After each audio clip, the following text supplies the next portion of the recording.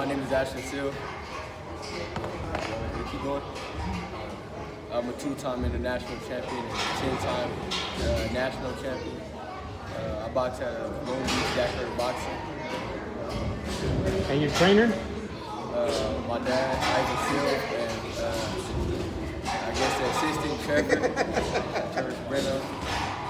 How is it like knowing that a lot of the people are looking at you at this gym, you know, like you're the one coming up from this gym and you have these little kids over here looking at you, like how's that feeling like? I mean, it's great being a role model at a young age, and especially for being in Long Beach. I got like the city on my back. Yeah. How does that feel, knowing that there hasn't been a boxer coming from the city of Long Beach, and knowing that Long Beach has a huge pride, given the fact that Long Beach probably has, you know, Cameron Diaz, Snoop Dogg, Willis McGinnis, you know, but you can be that boxer that can come out of Long Beach, you know? How does that feel? It's exciting because it's basically like history, starting something new, I guess. But how you feel about that, Ivan? I feel great. Actually, this is something that I've been grooming him for since he was younger. It's been a hole in the sport. You know, we got tennis, we got basketball, football. We haven't had a prominent boxer since Jeremy Williams. You know, and even that, I think he didn't get to where he should have been. And there was a number of sports that you tried right before boxing, right? And one of them was football, right? As a running back? Yeah. So at one point, did you want to say, you know what, I'm going to stop doing this and concentrate on boxing? Not something kind of like that. I just play kind of for fun, or like just something to do, kind of stay in condition, or take a break from boxing. And so far, what's been probably your biggest point, your highest point in the sport of boxing, given that you're still an amateur and basically all roads lead to the Olympics, right? 2024. But so far, what's the biggest achievement you have accomplished so far? Probably getting recognized or winning an international first time. And how do you feel about that, Ivan? It's like, I don't know. To me, with all his accomplishments, he still have yet to surprise me. He still have yet to surprise me. Like, I don't know. Some kids have it too. Yeah. He's a magnetic personality. If you think about this guy in Ireland, and then there was kids almost like, you know, I don't want to say like the Beatles, but the Beatles of young boxers that were signed up, that were waiting, they wanted to get his autograph, and this has happened to a 15-year-old man. Yeah. He was like 14. You're 14, yeah. So 13? 12. So, you know, as far as having some kids, they can fight great, and some kids, you know, are mean in the ring, and some kids you can see going far. But I really believe that we're looking at the next big superstar in boxing. So everybody should probably just check in on him while they can, so they can watch his growth, because he's a special kid. And when I say he hasn't surprised me, I'm meaning that I've seen him. He's been a special kid. I told him that when he was how old? Like, he was real young. It's just something about him. He's always been special, a special kid. Like, I told him it's something he's gonna make a mark on this earth somehow. And I haven't been surprised by all the things that came his way. All that coming towards you, like that type of information, like coming from your dad and your trainer and other people that look around you, and how do you humble yourself given the fact what you have accomplished already, and then try to keep level head knowing that the biggest accomplishment hasn't even yet to come? Like, how do you think about processing all that? How do you humble yourself with everything that you have accomplished so far? I guess the friends I got, people I'm surrounded by, I guess keep me in check. And what ways did it keep you on check? I guess basically saying I still got more progress to do and a brighter future than this. So don't get excited right now. And you stay busy at the gym every single day, right? So far I've seen some sparring sessions going on with Oscar Negrete. When you go up against fighters like that and you do work against them, like how does that make you feel the next day? Like, damn, I just did that against him. Like, I mean, it's like kind of. I mean, it's not. I won't call it cocky, but it's another person. Oftentimes he doesn't even know who he's sparring against. You know, we kind of Until the next day. His father a couple of times has whispered to me and said, "Hey, such and such is a two-time Olympian. You know, should we have more with him?" And it's always, you know, there's been times we kind of like there's an opportunity to work with Sergey Lipinets, and we knew that he's still a young man. And he perhaps hadn't grown into that, but every time we put him up in the ring, he sees the level. He sees it and he levels up, but he's not just leveling up. You know, he's an exciting young man because he's doing things in there that I've not seen any young man or young prospect, 14 or 15-year-old, do. And that includes other names out there like Devin Haney. That includes Ryan Garcia in their development. That includes a lot of names that we watched, even a young Shane Mosley or something like that. I've been around boxing for a long time. And I told him years ago, before I even had the opportunity to work at the gym with Ivan and his son, that his kid has been making smart decisions since he was 9 or 10. So, and there's a reason why he has amassed a social media following, and why people are paying attention. And how do you feel about that, having that type of mass following of 77,000 people following you on Instagram? Like, that's crazy. And how old you are? 16, right? You just barely turned 16. It's great, but I feel like I should get a little bit more following. Well, why you say that? For what I do. I guess I just deserve more. But it's cool right now. And that's important, right? Having that type of amount of following. You know, usually boxers who are barely coming up, they barely have any following. You know, like, I mean, our Instagram page doesn't even have that many. Like, it's just ridiculous. But when you see fighters like Ryan Garcia having that amount of following, it's gonna help you in the long run. But going back to being humble and all that, like, how do you humble them, Ivan?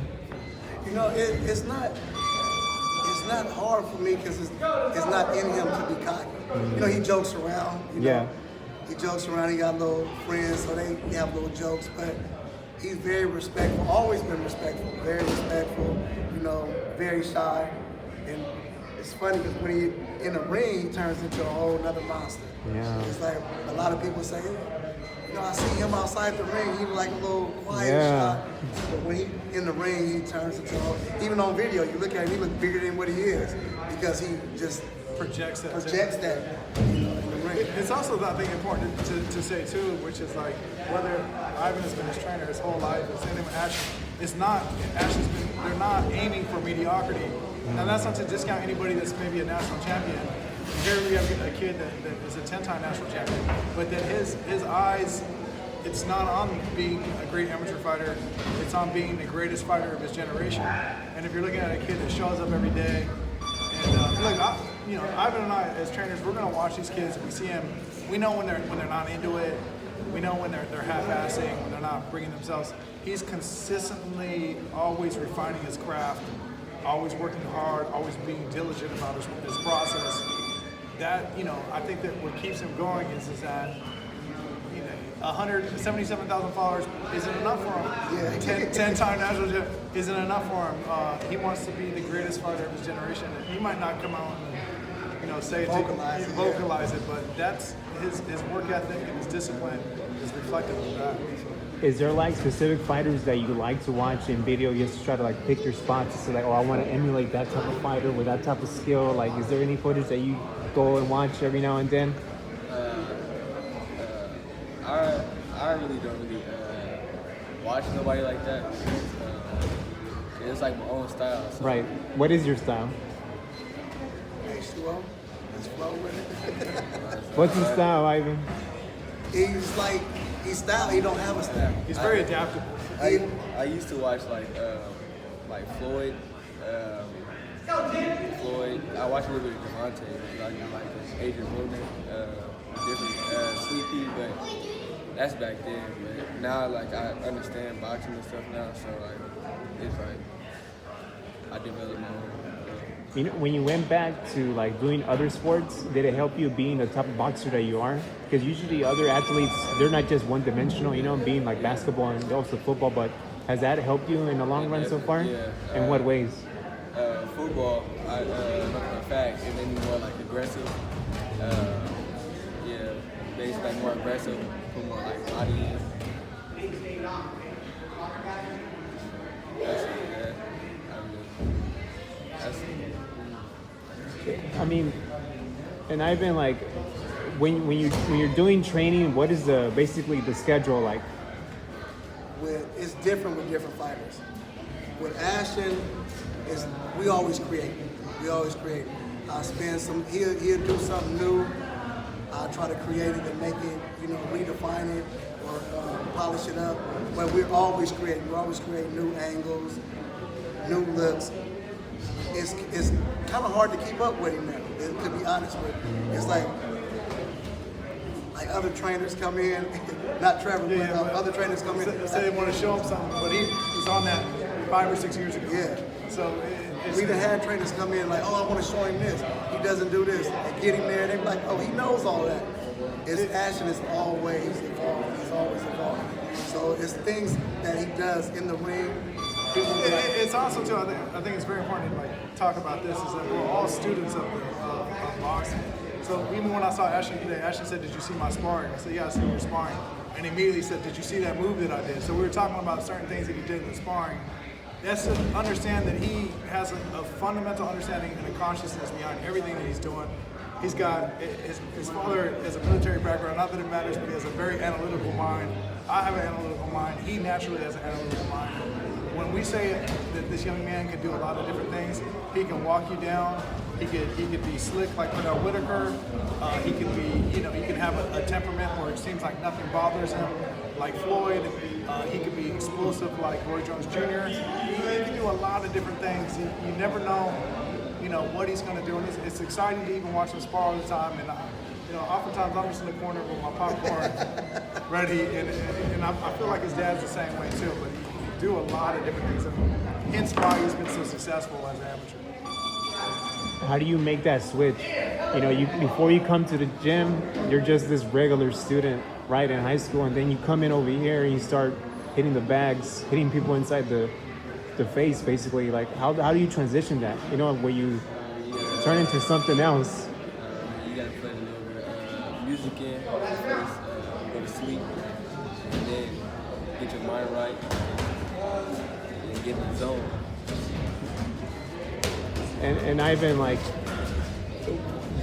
how do you project your son to be in the long run, basically? How do you project your son to be in the long run? Like, what do you want him to be? What division? What weight? Like, right now, where is he fighting at right now? What weight class? He's fighting. He can make 126, but he like to be comfortable. So he'd be like 135, 132. If it's football season, he'd be like 138. He actually fights out of his weight class a lot, just because he's comfortable. Like when he comes out of football, instead of draining his body down, he's at a higher weight class. He's really a little guy, but he's a big guy. He's a little big guy. He's a little big guy. If you watch some box, a lot of times he sparred yesterday. I wasn't here for the sparring. Ivan had sent me the footage, and I said to Ivan, damn, he looks like one of the Charlos. And that's, you would not, if you're looking at the way that he holds himself, this space that he takes up and so forth. He's really a little big guy. But that being said, I think the clear defining factor of what makes a great fighter or makes a great boxer, a pro boxer, isn't just the fact that you can become a world champion, which is an incredible feat within itself. I think when we're talking about Ashton, we're looking at a guy that's going to go after 4 or 5 divisions when his time is here. So, what do you see him debuting at? Probably like in the 20s, 126. Yeah, so going all the way up to probably 154. To definitely, when we're looking at the projection of his career, whatever he goes in at, he's going to get a belt.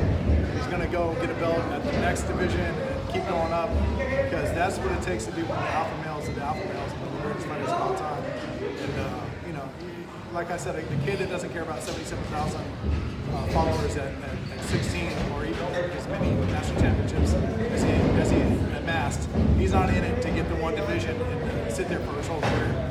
So when you have Trevor and your dad projecting you to be that type of athlete in the long run, what do you want to project yourself to be in the long run? Like, what do you want to be in the end? Like, what type of champion?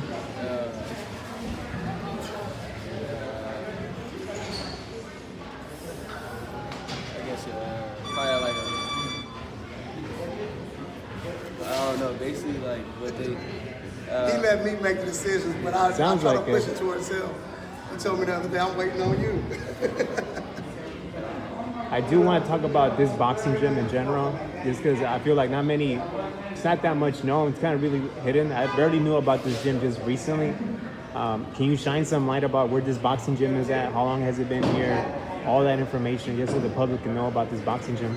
Well, this boxing gym, actually, this building has been a boxing gym for a while. It's where Jeremy Williams was at when I was younger.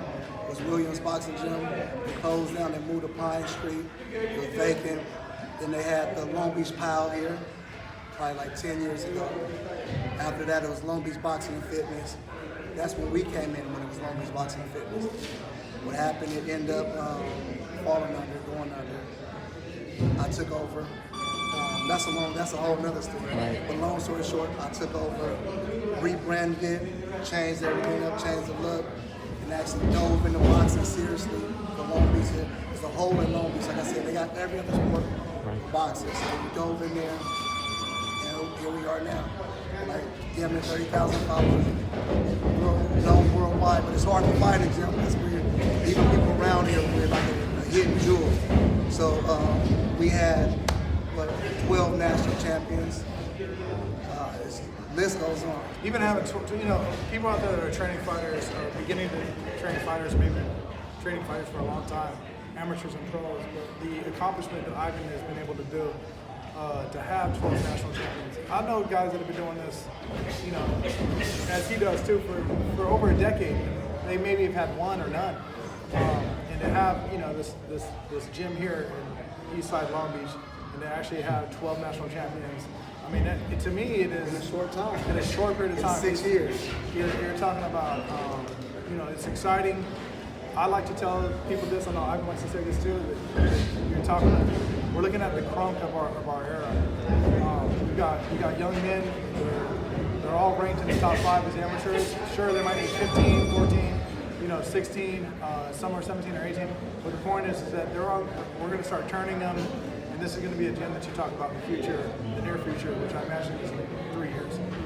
It'll be like talking about wildfire. Everybody will know what it is. How do you feel that basically this is your gym, Ashton? This is basically, you're gonna build this legacy right here. That's how I feel about it. Yeah, how do you feel about it? You have 77,000 followers, you have your own boxing gym. I mean, I love when people come in here and they come in here because they saw me train out this gym. So like they basically want to mimic me, follow the same path as I'm.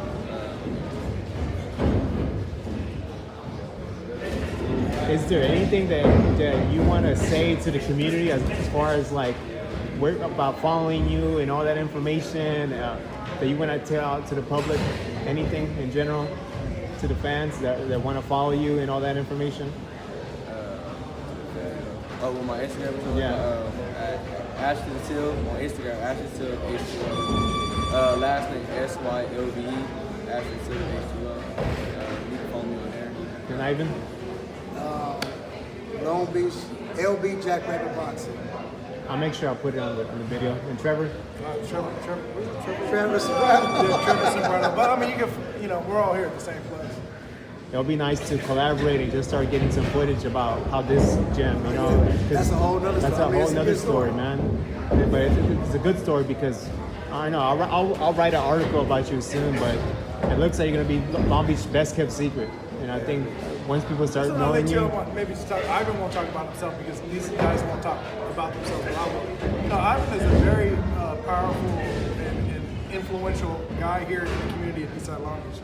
The city of downtown right now, or Long Beach, has they put up something for Black History Month, And the subject matter, we're looking at the subject matter right now, which is Ivan. As far as having a guy that looks after the community, I can't stress this, enough that if kids come in and they don't have the means and money is not, if we're dealing with a kid that likes to work and he shows up on time and he wants to work and he wants to learn boxing, Ivan opens up the doors. It's other things. He's had a food pantry that's fed easily thousands of people in the community.